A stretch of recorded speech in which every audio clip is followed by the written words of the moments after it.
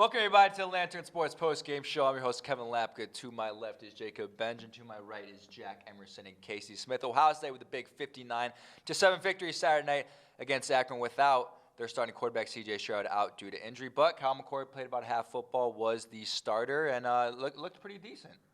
Yeah, I thought he looked pretty well. I mean, the first series, he kind of struggled a little bit to get into his rhythm and just kind of – I think it was just some growing pains because, you get that from a young quarterback, true freshman. But I thought he played well. I thought after that he really shook the cobwebs off. And, I believe it was Matt Jones in the post-game press conferences. He talked about how his presence was really starting to get better as the game went on. And he really just kind of got more comfortable, and I think we saw that today. Yeah, and I think the second biggest storyline coming in was the defense and how they'd respond.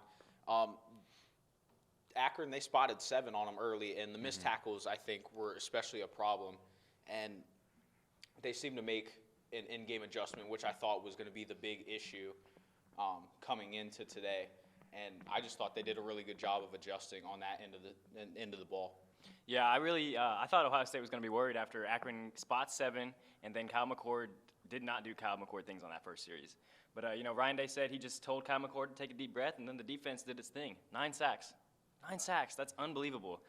Tyleik Williams led the team with 6 tackles. That's a true freshman right there. There are a lot of young guys on Ohio State's team that are really stepping up and doing their thing. But, I thought it was veteran Haskell Garrett who really led the charge. He himself had 3 sacks of his own. He came in with 2 in his entire career. That's unbelievable. So, tackles for loss, counting up 12, 2 interceptions as well. Ohio State's defense did its thing, and it locked down Akron's offense just like it needed to. And Ohio State needed to do this. They needed a display like this to where both sides were pretty dominant. I think you see back-to-back weeks where a defensive score has ignited them. Honestly, we talk about takeaways and how important they are. That's 2 weeks in a row with a pick 6, and you can see what that did.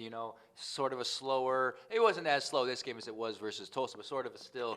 That momentum wasn't there, and then boom, the pick 6 happens, and then it's good night Akron. That's especially been their boost, even in the opener against Minnesota. Haskell Garrett with the long fumble return for the touchdown, even. So I think that's really been the spark.